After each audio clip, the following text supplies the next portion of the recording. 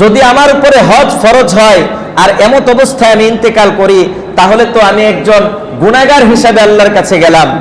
নামাজ যেরকম ছেড়ে দিলে গুনাহ হয়, হজের হুকুম পরিপূর্ণ আপনার উপরে আছে, আপনার সামর্থ্য আছে, এগুলো থাকা সত্ত্বেও যদি আপনি হজকে ছেড়ে দেন, তাহলে গুনাহ হবে কি হবে না বলেন তো?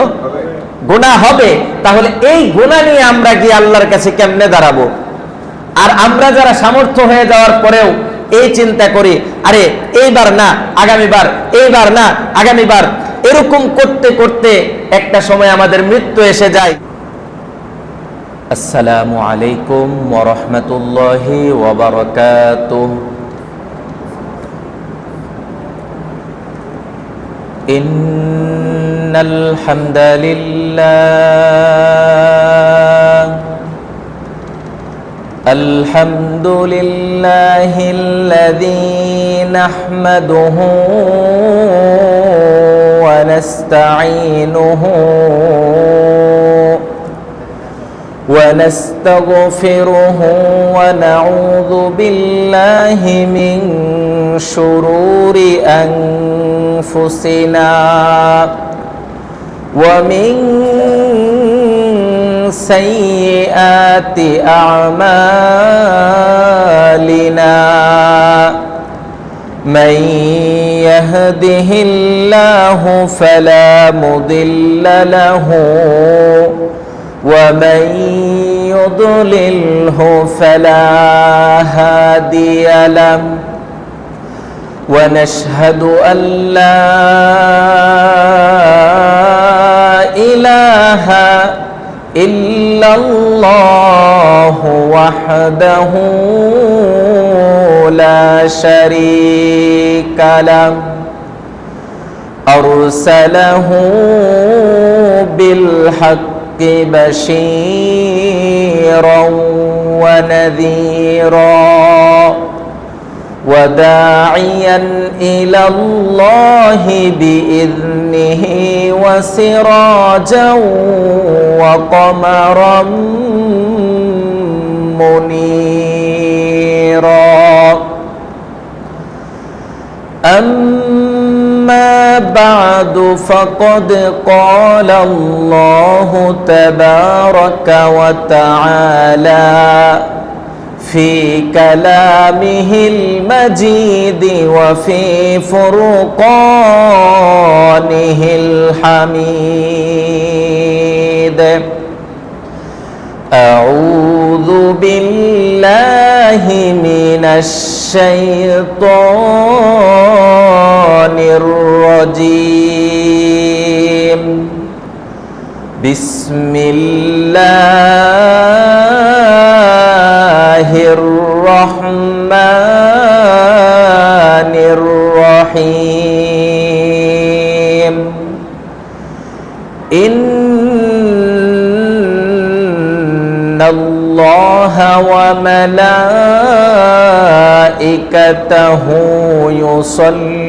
يصلون على النبي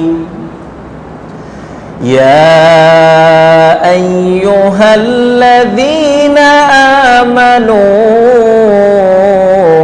صلوا عليه وسلموا تسليما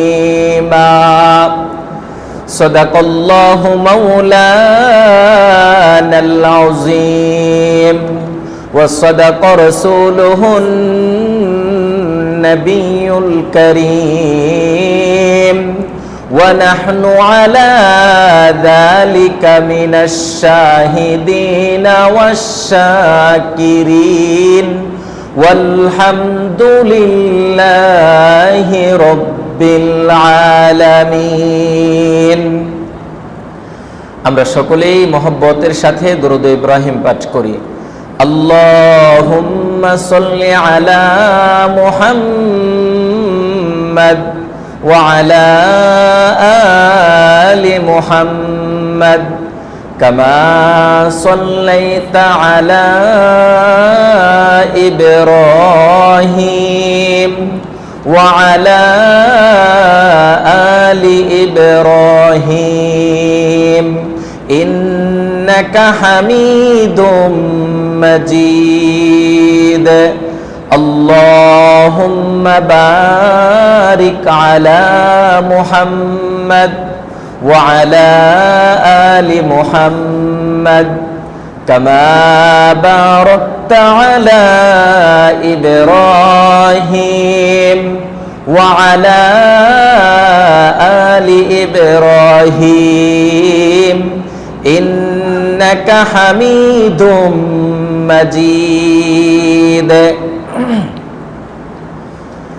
আলহামদুলিল্লাহ সুম্মা আলহামদুলিল্লাহ। সমস্ত প্রশংসা ওই মহান রব্বুল আলামিনের জন্য, যে মহান রব্বুল আলামিন আমাদেরকে সাইয়্যিদুল আইয়াম তথা সপ্তাহের শ্রেষ্ঠ দিন ইয়াউমুল জুমআ, জুমার দিনে আগে আগে মসজিদে এসে আলোচনায় শামিল হওয়ার তৌফিক দান করেছেন, সুযোগ দিয়েছেন। এই জন্যে আমরা সকলেই মহান রব্বে কারিমের দরবারে অন্তরের অন্তঃস্থল থেকে শুকরিয়া জ্ঞাপন করছি। আমরা সকলেই পড়ছি আলহামদুলিল্লাহ। লক্ষ কোটি দুরূদ ও সালাম বিশ্ব মানবতার মুক্তির দূত আমাদের সকলের প্রাণ প্রিয় নবী মুহাম্মাদুর রাসূলুল্লাহ সাল্লাল্লাহু আলাইহি ওয়াসাল্লামের উপর আল্লাহুম্মা সাল্লি আলাইহি আল্লাহুম্মা বারিক আলাইহি। সম্মানিত মুসল্লিবৃন্দ, আল্লাহ পাক রব্বুল আলামিন আমাদেরকে শ্রেষ্ঠ জাতি বানিয়েছেন। পৃথিবীর সূচনা লগ্ন থেকে এই পর্যন্ত যত নবীর উম্মত এসেছে তাদের মধ্য থেকে আল্লাহ পাক রব্বুল আলামিন সর্বশ্রেষ্ঠ উম্মত হিসাবে আমাদেরকে তিনি ঘোষণা দিয়েছেন। এই জন্যে অন্যান্য নবীর যত উম্মত আছে তাদের উপরে আমাদেরকে আল্লাহ তাআলা শ্রেষ্ঠত্ব দান করেছেন। এই জন্য আমরা সকলে মহান রব্বে কারিমের দরবারে আবারও শুকরিয়া জ্ঞাপন করছি। আমরা সকলে পড়ছি আলহামদুলিল্লাহ। আল্লাহ তাআলা আমাদেরকে অত্যন্ত মহব্বত করেন, অত্যন্ত ভালোবাসেন। এই জন্য আল্লাহ তাআলা আমাদের জন্য কয়েকটা আমল ঠিক করে দিয়েছেন, যে আমলগুলো আল্লাহ পাক রব্বুল আলামিন এবং বান্দার মধ্যে বিশাল একটা সম্পর্কের সৃষ্টি হয় যে আমলগুলোর মাধ্যমে। এর মধ্যে একটি আমল হচ্ছে হজ, একটি আমল হচ্ছে হজ। এখন হয়তো আমাদের অনেকেই ভাববো আমরা এই কথা, এখন তো হজ করতে গেলে অনেক অর্থের প্রয়োজন হয়, আল্লাহ পাক রব্বুল আলামিন কি আমাকে আদৌ তৌফিক দিবেন? তো এই সন্দেহের কারণে আমরা হয়তো বা অনেকেই আজকের আলোচনা মনোযোগ দিয়ে শুনবো না। কিন্তু আপনাদের কাছে আমার প্রশ্ন হলো, আল্লাহ পাক রব্বুল আলামিন যাদেরকে তার ঘরের জিয়ারত করিয়েছেন তারা শুধু টাকাওয়ালাই ছিল, নাকি গরিব মানুষদেরকে দিয়েও আল্লাহ পাক রব্বুল আলামিন এই হজের কার্য সম্পাদন করিয়েছেন? টাকা নাই, অর্থ নাই, পয়সা নাই, এমন ব্যক্তিও কিন্তু হজ আদায় করেছে, আল্লাহ তাআলা তাকে সুযোগ করে দিয়েছেন। অনুরূপভাবে এমন অনেক টাকাওয়ালা পয়সাওয়ালা মানুষ আছে যাদেরকে আল্লাহ পাক রব্বুল আলামিন তার ঘর পর্যন্ত যাওয়ার তৌফিক দেন নাই, হজ করার তৌফিক দেন নাই, কারণ এটা আল্লাহ পাকের পক্ষ থেকে নির্ধারিত। এই জন্যে মক্কা মদিনা এটা হচ্ছে আমাদের সকলের স্বপ্নের জায়গা। কথা বলেন ঠিক কিনা? আমরা সবাইকে যেতে চাই ওখানে। মনের মধ্যে যদি দুর্বলতা থাকে তাহলে আপনি আবার কিভাবে যাবেন? এই জন্য আমি গরিব হতে পারি, আমার রব কি গরিব? এমন এক সিস্টেম করে, এমন এক টেকনিক করে আল্লাহ পাক রব্বুল আলামিন আপনার রাস্তাকে সহজ করে দিবেন। আপনি কল্পনাও করতে পারবেন না যে আল্লাহ তাআলা আমাকে এত তাড়াতাড়ি তার ঘরে নিয়ে আসলেন। এই জন্যে সম্মানিত ভাইয়েরা, আমি আপনাদেরকে বলবো, মক্কা মদিনা হজ এগুলোর কথা যখন শুনবেন তখন মনোযোগ দিয়ে নিজের আবেগ অনুভূতির সাথে মিলিয়ে মিলিয়ে কথাগুলো শুনবেন। আর আপনি ভাববেন এমন এক দেশের আলোচনা হচ্ছে, এমন এক জায়গার আলোচনা হচ্ছে যে জায়গা দিয়ে আমার রসুল হেঁটেছেন, এমন এক জায়গার আলোচনা হচ্ছে, এমন এক জায়গার কথা হচ্ছে যেখানে স্বয়ং মহান রব্বে কারিমের ঘর রয়েছে। এই জন্যে মহব্বত নিয়ে, আন্তরিকতা নিয়ে এই হজের আলোচনা আমাদেরকে শ্রবণ করা লাগবে। সম্মানিত ভাইরা, আল্লাহ তাআলা হযরত ইব্রাহিম আলাইহিস সালাতু ওয়াস সালামের মাধ্যমে কাবা ঘরকে নির্মাণ করলেন। কাবা ঘরকে নির্মাণ করার পরে আল্লাহ তাআলা হযরত ইব্রাহিম আলাইহিস সালাতু ওয়াস সালামকে তিনটা বিশেষ আদেশ করলেন। আল্লাহ তাআলা তার খলিল ইব্রাহিম আলাইহিস সালাতু ওয়াস সালামের মাধ্যমে কাবা ঘরের নির্মাণ শুরু করলেন। সাথে সাথে আল্লাহ তাআলা তার খলিল ইব্রাহিম আলাইহিস সালাতু ওয়াস সালামকে তিনটা বিষয়ের আদেশ দিলেন। সেই কথাটা আল্লাহ তাআলা কুরআনুল কারীমের 22 নম্বর সূরা সূরাতুল হজ্জের 26 এবং 27 নম্বর আয়াতের মধ্যে বলে দিলেন। আল্লাহ বলছেন, وَإِذْ بَوَّأْنَا لِإِبْرَاهِيمَ مَكَانَ الْبَيْتِ أَلَّا تُشْرِكْ بِي شَيْئًا وَطَهِّرْ بَيْتِيَ لِلطَّائِفِينَ وَالْقَائِمِينَ وَالرُّكَّعِ السُّجُودِ। আল্লাহ তাআলা বলেন, আমি আমার খলিল ইব্রাহিমকে যখন কাবা ঘর বানানোর জায়গা নির্ধারণ করে দিলাম, তখন আমি আল্লাহ পাক রব্বুল আলামিন আমার খলিল ইব্রাহিমকে তিনটা আদেশ করলাম।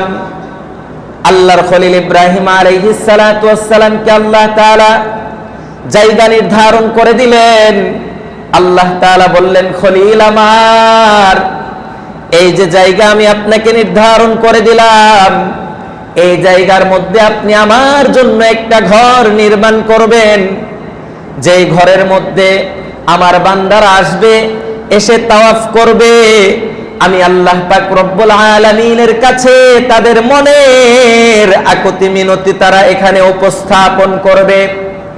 আল্লাহ তাআলা হযরত ইব্রাহিম আলাইহিস সালাতু ওয়াস সালামকে যখন এই আদেশ দিয়ে দিলেন, আদেশ দেওয়ার পরে হযরত ইব্রাহিম আলাইহিস সালাতু ওয়াস সালাম তিনি মিস্ত্রি হিসাবে কাজ করছেন।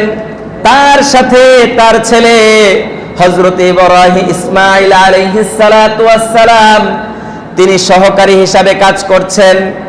এইভাবে করে বাপ বেটা দুইজনে মিলে কাবা ঘর নির্মাণের কাজ শুরু করলেন। কাবা ঘরের কাজ নির্মাণ করতে করতে যখন এতটুকু উপরে উঠে গেল যেখানে হাত দিয়ে আর সেই নাগাল পাওয়া সম্ভব না, তখন হযরত ইব্রাহিম আলাইহিস সালাতু ওয়াস সালাম আল্লাহর কাছে ফরিয়াদ করলেন, বললেন, ওগো আল্লাহ, আপনি আমাদেরকে আপনার ঘর নির্মাণ করার জন্য নির্দেশ দিয়েছেন, আমরা আমাদের সামর্থ্য অনুযায়ী এই ঘরটাকে উঁচু করেছি, এখন তো আর নাগাল পাচ্ছি না, এখন আমরা কি করব? তখন আল্লাহ তাআলা হযরত ইব্রাহিম আলাইহিস সালাতু ওয়াস সালামের জন্য জান্নাত থেকে একটা পাথর পাঠায়া দিলেন। ওই পাথর আসার পরে আল্লাহর খলিল ইব্রাহিম আলাইহিস সালাতু ওয়াস সালাম যখন হাত দিয়ে আর নাগাল পাচ্ছিলেন না, তখন তিনি ওই পাথরের উপরে উঠলেন। ওঠার পরে যতটুকু প্রয়োজন উপরে ওঠার, আল্লাহর আদেশে ওই পাথরটা ঠিক ততটুকুই ওঠে। আবার ইব্রাহিম খলিল যখন চাই এই পাথরটা একটু নিচে নামুক, তখন আল্লাহর আদেশে ইব্রাহিম আলাইহিস সালাতু ওয়াস সালামকে নিয়ে ওই পাথরটা নিচে নামে। এইভাবে করে শুরু থেকে নিয়ে শেষ পর্যন্ত কাবা ঘর যখন হয়ে গেল, পরিপূর্ণ যখন হয়ে গেল, তখন আল্লাহ তাআলা হযরত ইব্রাহিম আলাইহিস সালাতু ওয়াস সালামকে তিনটা আদেশ দিলেন। এক নাম্বার আদেশ দিয়ে আল্লাহ তাআলা বললেন, ওগো আমার খলিল ইব্রাহিম, এই কাবা ঘর তুমি নির্মাণ করেছো, এখন তোমার এক নাম্বার যেই কাজ তুমি করবা সেটা হলো আল্লাহ তুশরিক বি শাইআ, এমন একটা নিশ্চয়তা তুমি দিবা যাতে করে আমার এই ঘরের মধ্যে কোনো মানুষ এসে শরীক করতে না পারে, আমি আল্লাহর সাথে শরীক না করে। কোরআন এবং হাদিস অনুযায়ী এটাই বোঝা যায় আল্লাহ পাক রব্বুল আলামিন বান্দার সমস্ত গুনাহ মাফ করে দিলেও শুধুমাত্র শিরকের গুনাহ আল্লাহ তাআলা মাফ করেন না। এই জন্য আল্লাহ তাআলা তার খলিলকে সর্বপ্রথম আদেশ করলেন, ওগো আমার খলিল, এক নাম্বার কাজ যেটা তুমি করবা সেটা হলো আমার এই ঘরটাকে তুমি একেবারে শিরক মুক্ত করে দিবা। দুই নম্বরে আল্লাহ তাআলা হযরত ইব্রাহিম আলাইহিস সালাতু ওয়াস সালামকে আদেশ করলেন, ওয়াতহির বাইতিয়া লিত-তাইফিন ওয়াল আকিফিন ওয়ার রুকআইস সুজুদ। আল্লাহ তাআলা বললেন, ওগো ইব্রাহিম, তুমি আমার ঘরটাকে নির্মাণ করে ফেলেছো, এরপরে আমি তোমাকে এক নাম্বার আদেশ দিলাম আমার সাথে কেউ যেন এই ঘরের মধ্যে শরীক না করে। দুই নাম্বার আমি বলছি তুমি আমার ঘরটাকে পবিত্র করো। এখানে তাহির শব্দের অর্থ, পবিত্রকরণের অর্থ মুফাসসিরিনে কেরাম দুইটা অর্থ দিয়েছেন। এক নাম্বার অর্থ হচ্ছে যত শিরিক আছে, বেদাত আছে, সব কিছু থেকে তুমি আমার এই ঘরটাকে পবিত্র করো। মুফাসসিরিনে কেরাম দুই নাম্বার অর্থ যেটা দিয়েছেন সেটা হলো আল্লাহ তাআলা এখানে বোঝাতে চাচ্ছেন, ওগো ইব্রাহিম, বাহ্যিক যত ময়লা আবর্জনা আছে এইগুলো থেকে আমার এই ঘরটাকে তুমি পবিত্র করো। এখন এই দুই নাম্বার পয়েন্ট থেকে আমাদের একটা শিক্ষণীয় আছে। শিক্ষণীয়টা কি? শিক্ষণীয়টা হচ্ছে আমি যত বড়ই হই না কেন, আমি যত মুরব্বি হই, আমি যত টাকাওয়ালা হই, আমি যত পয়সাওয়ালা হই, আল্লাহর ঘরের মধ্যে যখন চলে আসব, যখন আমার চোখের সামনে আল্লাহর ঘরের মধ্যে কোনো ময়লা দেখতে পাবো, তখন এটা দেখে আমি সাইড দিয়ে চলে যাব? আল্লাহর ঘরের কাজ, আল্লাহর ঘরের যে ময়লা আছে সেটা আপনি পরিষ্কার করবেন, আল্লাহ তাআলা দুনিয়া এবং আখিরাতে আপনাকে চমকায় দিবেন, সফল করে দিবেন। এই জন্য সম্মানিত ভাইয়েরা, নিজের মনকে প্রশস্ত করা উচিত।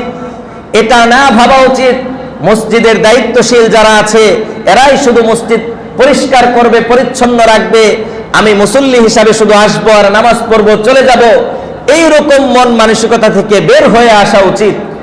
যেই জায়গার মধ্যে আল্লাহ তাআলা হযরত ইব্রাহিম আলাইহিস সালাতু ওয়াস সালামকে নির্দেশ করলেন, ওগো আমার খলিল ইব্রাহিম, এই যে আমার ঘরটা তুমি নির্মাণ করেছো, এটার মধ্যে ময়লা আছে, আবর্জনা আছে, এটা তুমি পরিষ্কার করো। যেই জায়গায় নবীকে এই অর্ডার করা হচ্ছে, ওই জায়গার মধ্যে আমি আর আপনার মূল্য কি থাকতে পারে ভাই? এই জন্য সম্মানিত ভাইয়েরা, মসজিদের কাজকে কোনো সময় ছোট মনে না করা। আমার সামনে ময়লা আছে, আমি যত মুরব্বি হই, যা কিছু হই না কেন, আল্লাহর সামনে তো আমি আল্লাহর একজন গোলাম। কি বলেন ভাই? ইসলাম ধর্মের একটা শিক্ষা আছে, হজের মধ্যে একটা শিক্ষা আছে। সর্বশেষ সেই শিক্ষাটা আমি বলবো, সেই শিক্ষাটা হলো হজ আমাদেরকে সাম্যের শিক্ষা দেয়। হজ আমাদেরকে, এই যে আমরা মুসলিম জাতি, আমরা সবাই এক সমান, আল্লাহ তাআলার কাছে আমাদের মান মর্যাদা তাকওয়ার ভিত্তিতে হয়, দুনিয়াতে কে উঁচু কে নিচু এটার ভিত্তিতে হয় না। ঠিক তেমনি ভাবে আপনি যখন মসজিদে আসবেন, যখন আপনার চোখের সামনে আল্লাহর ঘরের মধ্যে একটা ময়লা দেখবেন, তখন আপনি এটা আপনার আন্তরিকতা থেকে, মন থেকে এটাকে আপনি পরিষ্কার করে দিবেন। রাজি আছে তো ইনশাআল্লাহ? মসজিদ পরিষ্কার করলে অনেক ফায়দা হয়। দাওয়াত ও তাবলীগের মধ্যে একটা উসুল আছে, যে যত উপরের দিকে ওঠে সে মসজিদ মাদ্রাসার ওযুখানা, ওয়াশরুম এগুলো সে বেশি পরিষ্কার করে। আবার আমাদের আকাবিরদের দিকে যদি আপনি তাকান, তাহলে দেখতে পাবেন যে ওনারাও মসজিদ মাদ্রাসার খেদমত করেছেন। এই খেদমতের বদৌলতে আল্লাহ পাক রব্বুল আলামিন তাদেরকে অনেক বড় বানিয়ে দিয়েছেন। তো আমি বলছিলাম, আল্লাহ তাআলা হযরত ইব্রাহিম আলাইহিস সালাতু ওয়াস সালামকে তিনটা আদেশ করলেন। এর মধ্যে দুইটা বলেছি, 3 নাম্বার আল্লাহ তাআলা এবার তার খলিলকে বললেন, ওগো আমার খলিল ইব্রাহিম, তুমি ঘর বানিয়েছো আমার, এখন এই পুরো পৃথিবীর মানুষকে তুমি ঘোষণা দিয়ে জানিয়ে দাও, যাতে করে তারা এই ঘোষণা শুনে আমার ঘরের মধ্যে এসে তারা তাওয়াফ করতে পারে। আল্লাহ তাআলা সেই কথাটাও কুরআনুল কারীমের 22 নম্বর সূরা সূরাতুল হজ্জের 27 নম্বর আয়াতের মধ্যে বললেন, وَأَذِّنْ فِي النَّاسِ بِالْحَجِّ يَأْتُوكَ رِجَالًا وَعَلَى كُلِّ ضَامِرٍ يَأْتِينَ مِنْ كُلِّ فَجٍّ عَمِيقٍ। আল্লাহ তাআলা যখন হযরত ইব্রাহিম আলাইহিস সালাতু ওয়াস সালামকে আদেশ করলেন, ওগো আমার খলিল ইব্রাহিম, পুরো পৃথিবীর মানুষকে তুমি জানিয়ে দাও, তুমি ঘোষণা দিয়ে দাও, যাতে করে তারা আমার এই ঘরের তাওয়াফ করে, আমার এই ঘরের মধ্যে এসে ইবাদত করে। তখন হযরত ইব্রাহিম আলাইহিস সালাতু ওয়াস সালাম বললেন, ওগো আল্লাহ, তুমি আমাকে এটা কেমন নির্দেশ দিলা? এই যে মরুভূমি, এই মরুভূমির মধ্যে নাই কোনো মানুষ, কোনো লোকজন নাই, আবার আমার সাউন্ড, আমার কণ্ঠ হচ্ছে ছোট, এই কণ্ঠ দিয়ে যখন আমি তোমার ঘরের দিকে মানুষদেরকে ডাকবো, তখন মানুষগুলো কিভাবে শুনবে? আমার এই আওয়াজ তো তাদের কর্ণকুহরে পৌঁছবে না।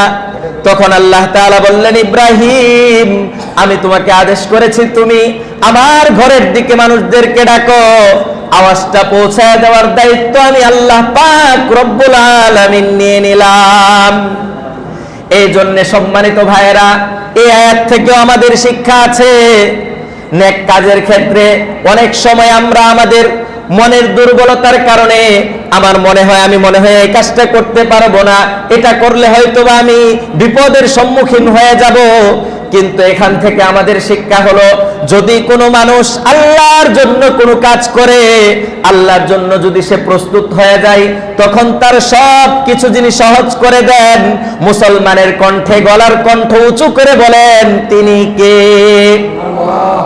এই জন্য সম্মানিত ভাইয়েরা আমার, আল্লাহ তাআলা হযরত ইব্রাহিম আলাইহিস সালাতু ওয়াস সালামকে 3টা ফরমান দিয়ে দিলেন। এই 3টা ফরমান দেওয়ার পরে ওই সময় হযরত ইব্রাহিম আলাইহিস সালাতু ওয়াস সালামের ডাকে আমরা যারা সাড়া দিয়েছিলাম, কেউ ছিলাম মায়ের পেটে, কেউ ছিলাম আলমে আরওয়াহ এর মধ্যে, ওই জায়গায় থেকে যারা আমরা বলেছিলাম লাব্বাইক, তারাই ওই ঘরের মধ্যে, আল্লাহর ওই ঘরের মধ্যে গিয়ে তারাই তাওয়াফ করতে পারবে, তারাই ওই আল্লাহর ঘরের সামনে গিয়েও লাব্বাইক বলতে পারবে। ইসলামের মধ্যে হজের মূল্যায়ন কতটুকু? আল্লাহর হাবিব সাল্লাল্লাহু আলাইহি ওয়াসাল্লাম বলেছেন, বুনিয়াল ইসলামু আলা খামসিন, শাহাদাতু আল্লা ইলাহা ইল্লাল্লাহ, ওয়া ইকামিস সালাতি ওয়া ইতাইজ যাকাতি ওয়া সাওমি রমাযানা ওয়া হজ্জিল বাইতি লিমান ইসতাতা ইলাইহি সাবিলা। ইসলাম নামক যে বৃক্ষটা আছে, যে তাবুটা আছে, এটা 5টা খুঁটির উপরে নির্ভরশীল, ভিত্তি রয়েছে এটার। এর মধ্যে গুরুত্বপূর্ণ একটা ভিত্তি হচ্ছে হজ। এই হজ আল্লাহ তাআলা তার বান্দাদের উপরে ফরজ করেছেন, যাদের সামর্থ্য রয়েছে সেখানে যাওয়ার, এবং পরিবার যারা রয়েছে এদেরকে এতদিনের ভরণ পোষণ দিয়ে ওখান থেকে ঘুরে আসার সামর্থ্য যাদের রয়েছে, তাদের জন্য আল্লাহ তাআলা হজ ফরজ করেছেন। এখন শরীয়তের মধ্যে হজের হুকুম হচ্ছে ফরজ। এখন হজ কাদের উপরে ফরজ? এর জন্য কয়েকটা শর্ত আছে। 1 নাম্বার হচ্ছে, হজ যিনি করবেন তাকে মুসলমান হওয়া লাগবে। 2 নাম্বার হচ্ছে আকেল হওয়া লাগবে। 3 নাম্বার হচ্ছে বালেগ হওয়া লাগবে। 4 নাম্বার স্বাধীন হওয়া লাগবে। 5 নাম্বার সামর্থ্য থাকা লাগবে। 6 নাম্বার হলো, যদি কোনো মহিলা হজে যায় তাহলে তার সাথে মাহরাম লাগবে, পুরুষ মাহরাম লাগবে। এটা হচ্ছে হজ ফরজ হওয়ার জন্য শর্ত। এই 6টা শর্ত আপনার মধ্যে থাকতে হবে, থাকলেই পরে আপনার উপরে হজ ফরজ হবে। এরপরে যেই কথা আসে সেটা হলো, জীবনে হজ কয়বার ফরজ? আল্লাহর হাবিব সাল্লাল্লাহু আলাইহি ওয়াসাল্লামের সাহাবী জিজ্ঞেস করলেন, ইয়া রাসূলুল্লাহ, ইয়া হাবিবাল্লাহ, আমাদের উপরে হজ কয়বার ফরজ? তখন আল্লাহর হাবিব সাল্লাল্লাহু আলাইহি ওয়াসাল্লাম চুপ রইলেন। কিছুক্ষণ পরে তিনি বললেন যে তোমাদের জন্য হজ জীবনে একবার ফরজ। তো এই হাদিস থেকে বোঝা গেল সামর্থ্যবান মুসলমানদের উপরে হজ জীবনে একবার ফরজ। এরপরেও যদি কেউ করে তাহলে সেগুলো তার জন্য নফল হবে, তবে একবার সামর্থ্য হওয়ার পরে তার জন্য হজ করা ফরজ। 3 নাম্বার যে বিষয় সেটা হলো হজ ফরজ হওয়ার পরে আমরা কি তাড়াতাড়ি করব নাকি এটা বিলম্ব করে করব? মাত্র সামর্থ্য হয়েছে করব করি এরকম ভেবে ভেবে মানে করা হচ্ছে না এরকম ভেবে ভেবে করছি না, এই যে আমরা ঢিলামিশি করতেছি, টাল বাহানা করতেছি, এটা আমাদের জন্য কতটুকু শতসিদ্ধ, কতটুকু উপযুক্ত? তো এখানে আল্লাহ রাসূল সাল্লাল্লাহু আলাইহি ওয়াসাল্লাম মুসনাদে আহমদের হাদিসের মধ্যে বলেছেন, যখন তোমাদের হজের সময় হয়ে যায়, সামর্থ্য যখন এসে যায়, তখন আর দেরি করা যাবে না। কারণ আমরা কে কখন ইন্তেকাল করব সেই খবর কি আমরা কেউ জানি? যদি আমার উপরে হজ ফরজ হয় আর এমত অবস্থায় আমি ইন্তেকাল করি, তাহলে তো আমি একজন গুনাহগার হিসাবে আল্লাহর কাছে গেলাম। নামাজ যেরকম ছেড়ে দিলে গুনাহ হয়, হজের হুকুম পরিপূর্ণ আপনার উপরে আছে, আপনার সামর্থ্য আছে, এগুলো থাকা সত্ত্বেও যদি আপনি হজকে ছেড়ে দেন তাহলে গুনাহ হবে কি হবে না বলেন তো? গুনাহ হবে। তাহলে এই গুনাহ নিয়ে আমরা গিয়ে আল্লাহর কাছে কেমনে দাঁড়াবো? আর আমরা যারা সামর্থ্য হয়ে যাওয়ার পরেও এই চিন্তা করি, আরে এইবার না আগামীবার, এইবার না আগামীবার, এরকম করতে করতে একটা সময় আমাদের মৃত্যু এসে যায়। আর আল্লাহ তাআলা কোরআনুল কারীমের 4 নম্বর সূরা সূরাতুন নিসা এর 17 এবং 18 নম্বর আয়াতের মধ্যে আল্লাহ তাআলা বলেন, ইন্নামাত তাওবাতু লিল্লাযীনা ইয়ামালুনাস সু, ইন্নামাত তাওবাতু আলাল্লাহি লিল্লাযীনা ইয়ামালুনাস সু সুম্মা ইয়াতুবুনা মিন করিবিন। আল্লাহ তাআলা বলছেন, আমি আমার ওই সমস্ত বান্দাদেরকেই ক্ষমা করি যারা গুনাহ করেছে না জেনে না বুঝে, না জেনে না বুঝে গুনাহ করেছে, এরপরে আবার কি করেছে? সুম্মা ইয়াতুবুনা মিন করিবিন, খুব দ্রুততার সাথে সে আমার কাছে তাওবা করে ফেলেছে। আমি আল্লাহ তাআলা তাদের তাওবা কবুল করি এবং তাদেরকে মাফ করি। পরের আয়াতে আল্লাহ তাআলা বলছেন, ওয়ালাইসাতিত তাওবাতু লিল্লাযীনা ইয়ামালুনাস সাইয়্যাত, আমি তাদের তাওবা কখনো কবুল করব না। ওয়ালাইসাতিত তাওবাতু লিল্লাযীনা ইয়ামালুনাস সাইয়্যাত, যারা অন্যায় করে আর বলতে থাকে, আরে আজকের অন্যায়টা করে ফেলে আগামীকালকে ছেড়ে দিব, আজকের অন্যায়টা করে ফেলি আগামীকালকে ছেড়ে দিব, এরকম যারা করে, এরকম করতে করতে হাত্তা ইদা হাদরা আহাদাহুমুল মাউত, নামাজ পড়তেছি না, আগামীকাল থেকে নামাজ পড়বো, আগামী সপ্তাহ থেকে নামাজ পড়বো, আমি মাদকের সাথে জড়িত, মাঝে মধ্যে মনের মধ্যে একটু আসে যে মাদক থেকে আমার ফিরে আসা উচিত, আমি মনে মনে ভাবি যে না আজকে আমি ফিরে আসবো না, আগামীকালকে ফিরে আসবো। এই যে গুনার উপরে আমার দৃঢ়তা, এটা করতে করতে এগুলো বলতে বলতে আমার মৃত্যুর সময় এসে যায়।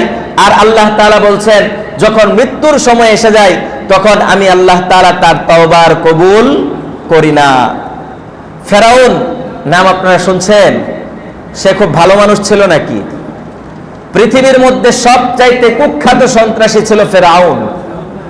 তাকে বলা হতো ওয়া ফিরআউনা যিল আওতাদ, পেরেকওয়ালা। সে তার প্রজা যারা ছিল তাদেরকে পেরেক দিয়ে শাস্তি দিত। এই জন্য তাকে আল্লাহ তাআলা কোরআনে বলেছেন ওয়া ফিরআউনা যিল আওতাদ। এই ফিরআউন সে যখন ডুবে যায় তখন সে কিন্তু বলেছিল, আল্লাহ আমি বনি ইসরাইলের যে মূসাকে তুমি পাঠিয়েছো তার উপরে ঈমান আনলাম, তোমার উপরে ঈমান আনলাম। আল্লাহ বলছিলেন, আল আন কদ আসাইতা ক্বাবলু ওয়া কুনতা মিনাল মুফসিদিন, এখন তোমার হুঁশ এসেছে? জীবনের শুরু থেকে নিয়ে শেষ পর্যন্ত সারাটা জীবন আমার বিরোধিতা করেছো, আর এখন যখন মৃত্যুর সময় হয়ে গিয়েছে তখন তুমি আমার কাছে মাফ চাচ্ছ? আল্লাহ তাআলা কিন্তু তাকে ক্ষমা করেন নাই। এই জন্য সম্মানিত ভাইয়েরা, আমার যেই কথা বলা উদ্দেশ্য সেটা হলো, আমাদের যখন হজের সামর্থ্য হয়ে যাবে, আল্লাহ তাআলা যখন আমাদের উপর মেহেরবানি করবেন, তখন এটা নিয়ে আর বিলম্ব করা আর দেরি করা এটা আমাদের জন্য কখনো উচিত হবে না, কখনো উচিত হবে না। এতক্ষণ পর্যন্ত আমরা শিক্ষা পাই হজ আল্লাহ তাআলা আমাদেরকে কেন দিয়েছেন। এক নাম্বার, হজে যাওয়ার সময় ইহরামের কাপড় আমরা পরিধান করি। এই ইহরামের কাপড় পরিধানের মধ্যে আমাদের শিক্ষা রয়েছে। একজন হাজী যখন সে ইহরামের কাপড় পরিধান করে, আল্লাহ পাক রব্বুল আলামিন তাকে স্মরণ করায় দেন, তোমার অনেক টাকা পয়সা রয়েছে, অনেক দামি দামি ব্র্যান্ডের কাপড় তুমি পরিধান করতা, কিন্তু যখন আজকে তুমি আমার ঘরের মধ্যে আসবা, তখন আমি আল্লাহ পাক রব্বুল আলামিন আমার নবীর মাধ্যমে তোমাকে কয়েকটা কাপড়ের উপরে নির্দিষ্ট করে দিয়েছি, এই কাপড়গুলোই তোমার পরতে হবে। এই যে আজকে একেবারে অন্যান্য দামি দামি কাপড় বাদ দিয়ে নরমাল 2 টুকরা কাপড় পরে আমি আল্লাহর কাছে হাজিরা দিতে আসবা। এখান থেকে তোমার শিক্ষা হলো, এই দুনিয়ার জিন্দেগি যখন শেষ হয়ে যাবে, তখন তোমাকে এইভাবে কম দামি কাপড় পরে কয়েক টুকরা কাপড়ের মাধ্যমে পেঁচিয়ে তোমাকে পরকালের যাত্রী বানিয়ে কবরের মধ্যে দিয়ে দেওয়া হবে। এই জন্য এই শিক্ষাটা তুমি তোমার জীবনের সামনে, জীবন চলার পথে সব সময় রাখবা। যদি এটা রাখতে পারো, তাহলে হজ করে আসার পরে তোমার মাধ্যমে আর কোনো গুনাহ হবে না। হজের যে পরিপূর্ণ শিক্ষা সেটা তুমি পেয়ে গেলা। 2 নাম্বার হচ্ছে এই হজের প্রত্যেকটা কাজকর্ম যথাযথভাবে করার চেষ্টা করা। অনেক সময় অনেক সমস্যা হয়, অনেক সময় দেখা যায় যেইভাবে বলে নেই সেইভাবে সার্ভিসগুলো আমাদেরকে দেয় না।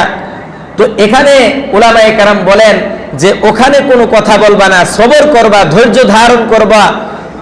কারণ হচ্ছে ওই হজটা আল্লাহ তাআলা কবুল করেন যে হজের মধ্যে কোনো গালিগালাজ থাকে না, কোনো অশ্লীল কথাবার্তা থাকে না, যে হজের মধ্যে কোনো ফাসাদ থাকে না, ওই হজটা আল্লাহ তাআলা কবুল করেন। এই জন্যে ওই হজের মধ্যে গিয়ে তখন অতিরিক্ত কোনো কথা বলা, ঝগড়াঝাটি করা, এগুলা করা যাবে না। হজের 3 নাম্বার শিক্ষা হলো, বান্দা যখন তাওয়াফ শুরু করে দেয়, তখন জান্নাতি এক পরিবেশ শুরু হয়ে যায়। আপনি আল্লাহর যে ঘরের মধ্যে তাওয়াফ করছেন, পৃথিবীর শুরুলগ্ন থেকে নিয়ে হযরত ইব্রাহিম আলাইহিস সালাতু ওয়াস সালামের জামানা থেকে নিয়ে ওনার ছেলে, এরপরে যারা এসেছেন, কত সাহাবায়ে কেরাম, নবী রাসূল এই ঘরের তাওয়াফ করেছেন, ওই ঘরের মধ্যে আপনি তাওয়াফ করছেন। ওইরকম একটা মন মানসিকতা নিয়ে তারপরে তাওয়াফ করা এবং আল্লাহ পাক রব্বুল আলামিনের কাছে নিজের যত বিষয় আছে এগুলো মনে মনে বলতে থাকা। হজের আরেকটা শিক্ষা হলো, হাজী যখন মুলতাজিমের মধ্যে, অর্থাৎ কাবার যে চৌখাট আছে ওইটার মধ্যে যখন ধরে, তখন সে ধরে ওই শিক্ষাটা নেয় যে একেবারে অসহায়ের মতো দুনিয়ার যত বড় বড় মানুষ আছে সবাই এসে এখানে একেবারে ফকিরের বেশে ওই আল্লাহর ঘরের চৌকাটের মধ্যে ধরে সে কান্না করতে থাকে, আল্লাহর কাছে বলতে থাকে, আল্লাহ, দুনিয়ার শুরু থেকে নিয়ে এই পর্যন্ত তো অনেক ভুল করেছি, এখন এই ভুলগুলো আপনি আমাকে ক্ষমা করে দেন। এই যে আপনার ঘরের চৌকাটের মধ্যে ধরে আমি কান্না করতেছি, এটার বিনিময়ে আল্লাহ আপনি আমার দুনিয়ার জীবনকেও সহজ করে দিয়েন, পরকালের জীবনকেও সহজ করে দিয়েন। হজের আরেকটা শিক্ষা হচ্ছে হজরে আসওয়াদ। আল্লাহর খলিল ইব্রাহিম আলাইহিস সালাতু ওয়াস সালাম যখন কাবাঘর নির্মাণ করলেন, নির্মাণ করার পরে একটা পাথরের জায়গা ফাঁকা থেকে গেল। তখন আল্লাহর খলিল বললেন, ওগো আল্লাহ, এই যে ফাঁকা জায়গা, এখানে কি করব? তখন আল্লাহ তাআলা জান্নাত থেকে একটা পাথর পাঠিয়ে দিলেন, ওই পাথরটা ওখানে লাগানো হয়েছে। এখন আমরা যারা যাই, আমরা গিয়ে দেখি ওই পাথরটা হচ্ছে কালো হয়ে গিয়েছে। অথচ এই পাথরটা যখন জান্নাত থেকে এসেছে, আল্লাহর হাবিব বলেন, নাজালাল হাজারুল আসওয়াদু মিনাল জান্নাহ, যখন এই হজরে আসওয়াদ জান্নাত থেকে এসেছে, ওয়া হুয়া আশাদ্দু বায়াদুম মিনাল লাবান, এটা ছিল একেবারে সাদা দবদবে। বনি আদমের গুনাহ গ্রহণ করতে করতে সেটা একেবারে কালো হয়ে গিয়েছে। আবার এই পাথরের মধ্যে যারা চুমু দিতে পারে তাদের একটা ফজিলত আছে, অনেক বিশাল বড় একটা ফজিলত। আল্লাহর হাবিব সাল্লাল্লাহু আলাইহি ওয়াসাল্লাম বলেন, কিয়ামতের দিন আল্লাহ তাআলা ওই হজরে আসওয়াতের চোখ, দৃষ্টিশক্তি আল্লাহ তাআলা দিয়ে দিবেন, জবান আল্লাহ তাআলা খুলে দিবেন। হজরে আসওয়াত সাক্ষ্য দিতে থাকবে, এই যে আল্লাহ তোমার এই বান্দাটা আমাকে চুমু দিয়েছে, এরকম বলতে থাকবে। আর আল্লাহ তাআলা ওই হজরে আসওয়াতের যে সাক্ষ্য, এটাকে আল্লাহ তাআলা গ্রহণ করবেন এবং ওই বান্দার জন্য আল্লাহ তাআলা জান্নাতের রাস্তাকে সহজ করে দিবেন। হজের আরেকটা কাজ হচ্ছে রজম নিক্ষেপ করা, শয়তানকে রজম নিক্ষেপ করা। সংক্ষেপে বলছি আমি কথাগুলো, অনেকগুলো কথা এখানে। তো এখান থেকে আমাদের শিক্ষা কি? ওই যে ওখানে শয়তানকে কঙ্কর নিক্ষেপ করে আসলাম, হযরত ইব্রাহিম আলাইহিস সালাতু ওয়াস সালামের অনুসরণ করে। এখান থেকে আমার শিক্ষা হলো, বাকি জীবন শয়তানি কোনো কাজ আমি করব না। বাস, পাথর নিক্ষেপ করে এসেছি, এরপর থেকে শয়তানি কোনো কাজ আমি নিজেও করব না, শয়তানি কোনো কাজকে আমি প্রশ্রয়ও দিব না। এটা হচ্ছে আমার জন্য শিক্ষা। আপনি অনেকগুলো টাকা খরচ করে গেলেন, হজ করলেন, বাস আপনার মনের মধ্যে রিয়া, লোক দেখানো। আবার হজ করে আসার পরে আপনি আবার আগের মতো হয়ে গেলেন, তাহলে তো এটা আপনার জন্য পরিবর্তন না, এটা আপনার জন্য সফলতাও না। হজের আরেকটা বিষয় হচ্ছে আরাফার ময়দানে অবস্থান করা। আরাফার ময়দানে হাজিরা লাব্বাইক বলতে থাকে। আর আল্লাহর হাবিব সাল্লাল্লাহু আলাইহি ওয়াসাল্লাম বলেছেন, ওখানে বান্দা আল্লাহর কাছে যে দোয়া করে আল্লাহ তাআলা ওই দোয়াগুলো কবুল করেন। পাশাপাশি ওই আরাফার দিনে আল্লাহ তাআলার হাবিব সাল্লাল্লাহু আলাইহি ওয়াসাল্লাম বলেন, যারা তোমরা হজে যেতে পারবা না তারা তোমরা আরাফার দিনে রোজা রাখো, তাহলে আশা করা যায় যে আল্লাহ তাআলা আগের 1 বছরের গুনাহ এবং পরের 1 বছরের গুনাহ আল্লাহ তাআলা মাফ করে দিবেন। এজন্য আরাফার দিনে আমরা সকলেই ইনশাআল্লাহ সুম্মা ইনশাআল্লাহ আমরা রোজা রাখার চেষ্টা করব। এরপরে হচ্ছে হজের আরেকটা শিক্ষা হলো, এক জায়গার মধ্যে মুজদালিফার মধ্যে এশা এবং মাগরিবের নামাজ একসাথে আদায় করা হয়। এখান থেকে আমাদের শিক্ষা হলো, আল্লাহ তাআলার হুকুম যতটুকু আছে ততটুকু সেভাবেই পালন করতে হবে। আমার নিজের কোনো যুক্তি দিয়ে কোনো কাজ করা যাবে না। এখন যদি আমি বলি যে না, মাগরিব আর এশার নামাজ আমরা একসাথে আদায় করব না ওখানে গিয়ে, তখন কি আল্লাহর আনুগত্য ঠিকমতো হবে? আল্লাহর আনুগত্য ঠিকমতো হবে না। এজন্য আল্লাহ তাআলার আনুগত্য পরিপূর্ণভাবে করার জন্য আল্লাহর যে আদেশ যখন যেভাবে তখন সেইভাবেই পালন করতে হবে। হজের সর্বশেষ একটা শিক্ষা আমি বলবো, সেটা হলো হজের মধ্যে শুরু থেকে শেষ পর্যন্ত কোনো বিদআতি কাজকর্ম হয়? বেদাতি কাজকর্ম হয় না। আপনি যখন সেই হজটা পালন করে বাংলাদেশে আসবেন অথবা বিভিন্ন দেশে চলে যাবেন, যাওয়ার পরে আপনার জন্য সবচাইতে বড় শিক্ষা হলো, আপনি আজীবন এই সুন্নতের উপরে চলবেন, বেদাত কখনো করবেন না। যত ধরনের বেদাত আছে সব ধরনের বেদাতকে আপনি বৃত্তাঙ্গুলি প্রদর্শন করবেন, আর কখনো বেদাত করবেন না। কারণ আপনি তো ওই জায়গায় গিয়েছেন যে জায়গার মধ্যে আপনার রাসূল আকরাম সাল্লাল্লাহু আলাইহি ওয়াসাল্লাম শুয়ে রয়েছেন। সারাটা জীবন তার এত সুন্দর আদর্শ, এত সুন্দর চরিত্রের মাধ্যমে চলেছে, যার সার্টিফিকেট আল্লাহ তাআলা কোরআনে দিয়ে বলেছেন, ওয়া ইন্নাকা লাআলা খুলুকিন আযীম। আমার রাসূলকে আমি সর্বোত্তম চরিত্রের অধিকারী আমি আল্লাহ তাআলা বানিয়েছি। এই জন্য ওই হজ থেকে আসার পরে কোনো ধরনের কোনো রকমের বিদআতের সাথে আপনি সম্পৃক্ততা রাখবেন না। হজের সর্বশেষ 2টা গুরুত্বপূর্ণ বিষয় বলে আমি আমার আজকের হজের আলোচনা শেষ করব। 1 নাম্বার হচ্ছে, হজের মধ্যে যাওয়ার জন্য, হজের পরিপূর্ণ সফলতা অর্জন করার জন্য আপনার টাকাটা হালাল হতে হবে। আপনার টাকাটা কি হতে হবে? হালাল হতে হবে। আপনি হালাল ভাবে উপার্জন করে যদি যেতে পারেন আলহামদুলিল্লাহ। তবে এটা ভাবা যাবে না যে টাকা পয়সা কিছু অন্যভাবে ইনকাম করে বাস হজে চলে গেলাম, হজের যে সওয়াব আর এখানে টাকা মেরে দেওয়ার যে গুনাহ, 2টা বরাবর মাঝখান দিয়ে আমি হজ করে ফেললাম। এই চিন্তা ভাবনা করা যাবে না। আপনি হজ করবেন, হজে যাবেন, একবারে খালেস টাকা দিয়ে যাবেন, পরিষ্কার পরিচ্ছন্ন টাকা দিয়ে যাবেন, যেই টাকার মধ্যে কোনো আবর্জনা নাই, যেই টাকার মধ্যে কোনো গুমরাহি নাই, গান্দেগি নাই, ওই রকম পরিষ্কার পরিচ্ছন্ন টাকা দিয়ে আপনি হজে যাবেন। হজের 2 নাম্বার বিষয় হচ্ছে আপনি একমাত্র আল্লাহর জন্য যাবেন। দুনিয়ার কে আমারে হাজি বলল, কে আমাকে গাজী বলল, কি বলল না বলল, এইগুলো আমার দেখার বিষয় না। আমি আল্লাহর জন্য গেছি, বাস। আল্লাহ আমাকে নিয়ে গেছেন, এতটুকুই যথেষ্ট। আমি দুনিয়ার কোনো মানুষকে দেখানোর জন্য আমি যাই না, আমি আল্লাহর জন্য গেছি। এই 2টা বিষয় আপনার মধ্যে থাকতে হবে। আর এই 2টা বিষয় রেখে যদি আপনি হজ করেন, তাহলে আল্লাহ তাআলার পক্ষ থেকে একটা ঘোষণা আছে আপনার জন্য। আল্লাহর হাবিব সাল্লাল্লাহু আলাইহি ওয়াসাল্লাম বলেছেন, 3 ধরনের ব্যক্তি, 3 দলের ব্যক্তি, এরা হচ্ছে আল্লাহ তাআলার মেহমান। সুবহানাল্লাহ পড়েন।